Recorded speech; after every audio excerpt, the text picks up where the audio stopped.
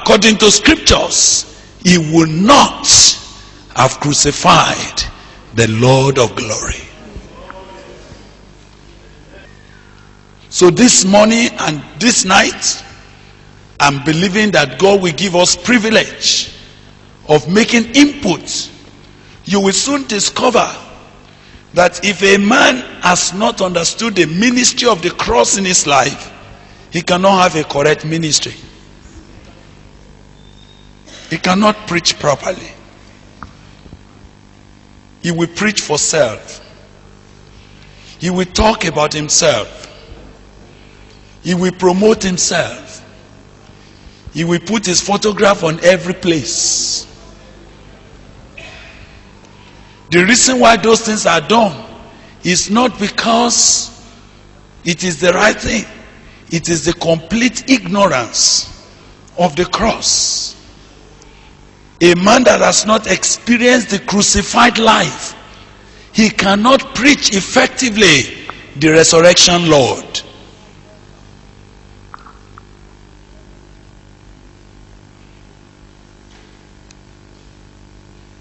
Now, in 1 Corinthians chapter 1, I want you all to follow me.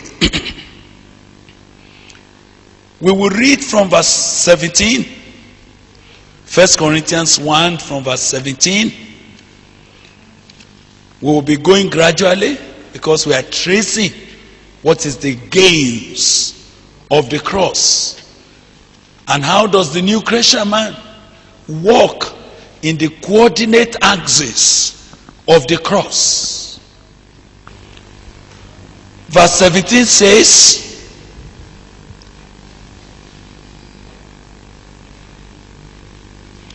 "For Christ did not send me to baptize, but to preach the gospel, not with wisdom of words, lest the cross of Christ should be made of no effect. For the message of the cross is foolishness to those who are perishing,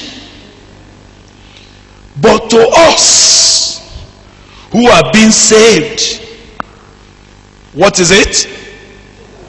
It is the power of God.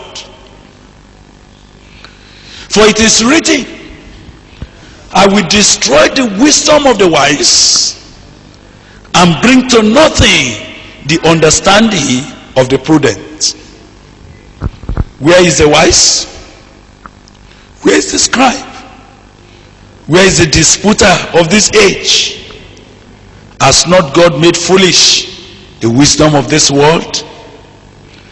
For since in the wisdom of God the world through wisdom did not know God, it pleased God through the foolishness of the message preached to save those who believe. For Jews request a sign, Greeks seek after wisdom, but we preach Christ. Which Christ? Crucified. To the Jews, a stumbling block. To the Greeks, foolishness. But to those who are called, both Jews and Greeks, Christ, the power of God and the wisdom of God. Because the foolishness of God is wiser than men, and the weakness of God is stronger than men. Wait. Listen. And I want you to listen very attentively, yet prayerfully. When Paul said, Christ did not send me to baptize,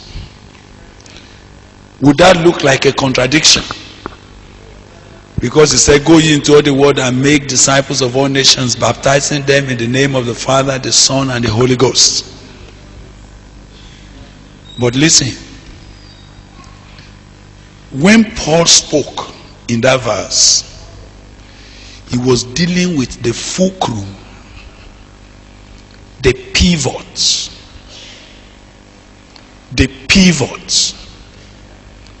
what I call the center of gravity of the Christian message. Are you hearing me? Let me tell you, baptisms, as wonderful as it is not the fulcrum of the Christian life. It is only a follow-up of a reality that has taken place when you come in contact with the gospel message. So whether baptism by immersion or the one they do by sprinkling, all of that, as good as they may appear, they do not form the center of gravity of the Christian message or calling.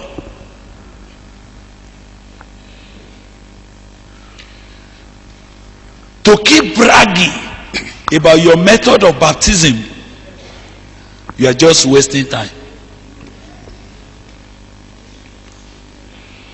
There are more weightier issues waiting to be addressed in people's lives.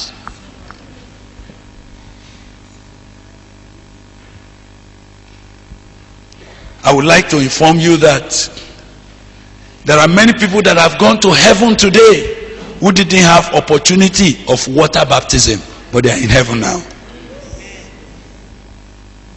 I hope you know that the man, the thief by the cross, he said, today you will meet me in paradise. He repented on the cross. He had not yet been baptized in water, but he's in heaven. So water baptism, so that you will not think Bragbilé said we should not be baptized. Water baptism is good. It's a necessary public announcement of an